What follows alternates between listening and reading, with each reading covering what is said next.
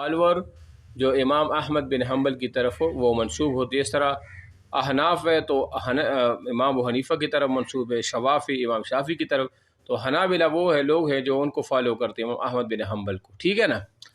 تو یہ کہتا ہے کہ امام احمد بن حنبل متبوعین میں سے ایک ہیں، اور امام احمد بن حنبل جہاں ایک بڑے محدث و فقیہ تھے، وہی انہوں نے اپنے زمانے میں اہل سنت جماعت کے خلاف اٹھنے والے افکار کا مقابلہ بھی وہ کیا، خاص کر معتزلہ جن کو وقت کی سیاسی پشپناہی حاصل تھی. دیکھو امام احمد بن حنبل جو ہے معتصم باللہ کے دور پر ان کو کوڑے بھی لگوائے گئے تھے. جو خلق قرآن کا جو مسئلہ تھا، خلق قرآن کا، وہ اسی وقت پھر امام معتصم باللہ نے ان کو کوڑے لگوائی.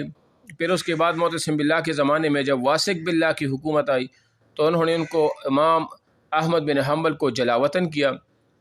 پھر جب واسق باللہ خلیفہ کے بعد متوکل اللہ اکبر سر اقتدار آئے تو انہوں نے اس کو واپس بلایا اور معتزلہ کا زور جو ہے نا وہ ختم کر دیا، اور ایک اہل سنت والجماعت کا صحیح مسلک جو ہے نا وہ ملک میں وہ رائج کر دیا. ٹھیک ہے نا. تو آواز آ رہی ہے؟ اچھا. پھر امام احمد بن حنبل کا اگر آپ لوگوں کو یاد ہوگا، پرسوں ہم نے پڑھا تھا یہ اصول حدیث کی آخر میں کہ وہ جو اپنے باپ کے علاوہ کسی اور کی طرف منسوب ہوتے، اس میں امام احمد بن حنبل بھی تھا. یاد ہے آپ کو؟ تو امام احمد بن محمد بن حنبل، یعنی یہ حنبل جو ہے یہ ان کے دادا کا نام ہے، تو یا امام احمد بن حنبل دادا کی طرف کیا ہے وہ منسوب ہے. اصل میں اس کے باپ کا نام کیا تھا؟ محمد. امام احمد بن محمد بن حنبل. ٹھیک ہے نا. اچھا جی. اور اس کی کنیت جو ہے وہ ابو عبداللہ تھی. سمجھ آ رہی میری بات؟ یہ بھی آپ اس کو بھی نوٹ کر لیں، اور ساتھ ساتھ یہ بھی کہ 146 ہجری میں یہ پیدا ہوئے تھے. 146 ہجری میں یہ پیدا ہوئے تھے. ٹھیک ہے. تو یہ آپ اس کو بھی وہ نوٹ کر لیں. اور امام شافعی رحمۃ اللہ علیہ نے انہی سے جو ہے نا وہ استفادہ بھی وہ بھی کیا تھا. ٹھیک ہے. اچھا، اس کا کیا طریقہ کار تھا؟ اس کا طریقہ کار یہ تھا کہ یہ جب مسائل کے استنباط کرتے تو پہلے قرآن کی طرف رجوع، پھر حدیث کی طرف رجوع، پھر نصوص کی ظاہری معنی کو یہ لے لیتے ہیں. سب گلا ٹھیک ہے. نصوص کی ظاہری جو ہے نا وہ اس کا وہ لے لیتے ہیں.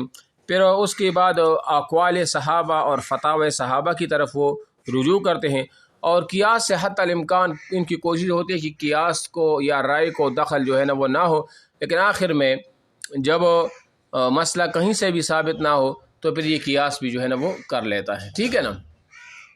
یہ امام احمد اور بن حنبل ہے. ٹھیک ہے. اب آپ نیچے ادھر آ جائے کہ یہ جو صفحہ نمبر 98 پر اشاعرہ اور ماتوریدیہ اور حنابلہ کے درمیان اختلاف. پہلے میں بتا چکا ہوں کہ اشاعرہ وہ لوگ ہیں جو امام ابو الحسن الاشعری کی طرف وہ منسوب ہے. ماتوریدیہ وہ ہے جو ابو منصور ماتوریدی کی طرف وہ منسوب ہے. حنابلہ وہ ہے جو امام احمد بن حنبل کی طرف کیا ہے وہ منسوب. اب ان کے درمیان اختلاف ہے. دیکھو حنابلہ اور اشاعرہ ماتوریدیہ کے درمیان جو اختلافات پائے جاتے ہیں ان میں سے چند اہم نکات وہ یہ ہے. نمبر 1، اشاعرہ اور ماتوریدیہ کے نزدیک ایمان تصدیقی قلبی کا نام ہے، اور اقرار باللسان اور عمل بالارکان ایمان کا جز نہیں بلکہ ایمان کے آثار میں ہے. لیکن حنابلہ کے نزدیک ایمان تصدیق، اقرار اور عمل کے مجموعہ کا نام ہے. تاہم اس پر ان کا بھی اتفاق ہے کہ قول یا عمل کی فوت ہونے کی وجہ سے انسان دار ایمان سے باہر نہیں نکل سکتا. دیکھو اشاعرہ اور ماتوریدیہ کے نزدیک اگر ان سے ایمان کے بارے میں پوچھے کہ ایمان کس چیز کا نام ہے تو اشاعرہ اور ماتوریدیہ کے نزدیک ایمان تصدیق قلبی کا نام ہے. یعنی کیا مطلب؟ یعنی دل سے اللہ تعالیٰ کو کیا کرنا، دل سے اللہ تعالیٰ کی وحدانیت کا اقرار کرنا، اللہ تعالیٰ کی تعلیمات اور رسول اللہ صلی اللہ علیہ وسلم کی تعلیمات، اللہ کے احکام پر عمل کرنا دل سے، اس کو ایمان کہا جاتا ہے. یہ کس کا قول ہے؟ ایمان اس چیز سے عبارت ہے. حنابلہ کہتے ہیں کہ ایمان نام ہے، یعنی کہ تصدیق قلبی، اقرار باللسان اور ساتھ ساتھ عمل بالارکان. یعنی جس طرح ہم نماز پڑھتے ہیں، ہم روزہ رکھتے ہیں، ہم حج پر جاتے ہیں، جو ہم اعمال کرتے ہیں، یعنی یہ اعمال بھی ایمان کی تعریف میں داخل ہیں. اعمال جتنے بھی ہیں یہ بھی ایمان کی تعریف میں کیا ہے وہ داخل ہیں. البتہ اتنی سی فرق ہے کہ حنابلہ بھی کہتے ہیں اگر عمل فوت ہو جائے تو ایمان فوت نہیں ہوتا. یعنی مثال ان کے نزدیک تو ایمان یہ ہے نا کہ بندہ روزہ بھی رکھے، بندہ وہ نماز بھی پڑھے، حج بھی کرے، جہاد بھی کرے، تبلیغ بھی کرے، اس ایمان کی تعریف میں داخل ہے۔ لیکن ان کیس اگر بندہ نماز نہ پڑھے، جہاد نہ کرے، اگر کوئی بندہ اس طرح روزہ نہ رکھے وغیرہ وغیرہ، تو ان اعمال کے نہ کرنے کی وجہ سے ان کا ایمان ختم نہیں ہوتا۔ اس پر ساروں کا اتفاق ہے۔ یہ بات سمجھ آ رہی میری؟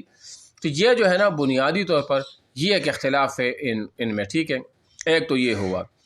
نمبر دو، آپ دیکھ کے 98 صفحہ پر نمبر 2، اللہ تعالیٰ کی معرفت کا ایک اہم ذریعہ ماتوریدیہ کی عقل ہے۔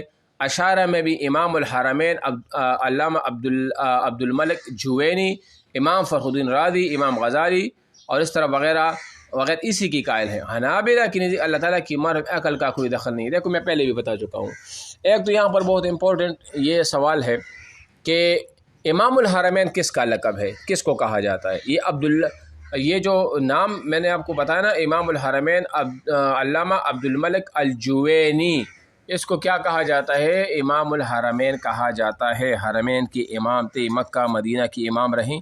ایک تو یہ بہت اہم سوال ہے، یہاں یہ حل ہو گیا۔ دوسری بات یہ ہے کہ ماتوریدیہ اور اشاعرہ میں بھی جو بعض میں نے آپ کو نام بتائے، مثال فخر الدین رازی ہے، امام غزالی ہے وغیرہ وغیرہ، ان کی نزدیک یہ ہے کہ اللہ تعالیٰ کی معرفت عقلی ہے، جبکہ حنابلہ کہتے کہ اللہ تعالیٰ کی معرفت عقلی نہیں بلکہ شرعی ہے۔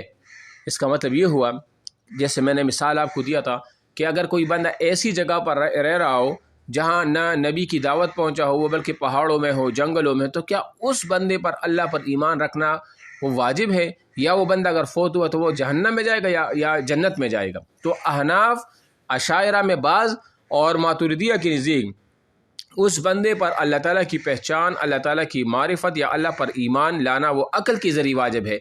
یعنی ظاہری بات، جب ان کو اللہ نے عقل دیا ہے تو وہ اس کائنات میں غور و فکر کا یہ جنگل ہے، یہ پہاڑ ہے، یہ در ہے، یہ آسمان ہے، ان کو پیدا کرنے والا کوئی ذات ہوگا جو ہمارے علاوہ ہوگا کوئی۔ سمجھ آ رہی میری بات؟ بس اتنی سی بات اگر اس نے غور و فکر کیا اور اس بات پر اس نے ایگری کر لیا تو اس کو مسلمان تصور کیا جائے گا۔ یہ اگر مر گیا تو یہ جنت میں جائے گا۔ اشاعرہ کہتے ہیں، یہ حنابلہ کہتے ہیں کہ نہیں، اللہ کی معرفت اور اللہ کی پہچان شرعی ہے۔ شرعی کا مطلب یہ ہے کہ جب رسول کی دعوت اس تک پہنچ جائے، اللہ کا قرآن اس تک پہنچ جائے، کوئی بزرگ یا ولی تبلیغی حضرات وہاں تک پہنچ جائے اور ان کو اللہ کی دعوت دے اور پھر ان کو سمجھائے کہ اللہ ہوتا ہے، یہ نماز ہوتا ہے، یہ رسول ایسا ہوتا ہے، اگر شریعت کی دعوت کسی نہ کسی طریقے سے وہاں پہنچ گئی تو اس کو مسلمان تصور کیا جائے گا، وہ ایمان لے آئے بعد میں۔ ورنہ تو اگر شریعت کی دعوت ہی نہ پہنچی ہو تو اس کو اس طرح تصور وہ نہیں کیا جائے گا، اس کو معذور سمجھا جائے گا۔ یہ بات سمجھ آ گیا میری؟ ہاں، یہ کیا ہے؟ ہاں جی،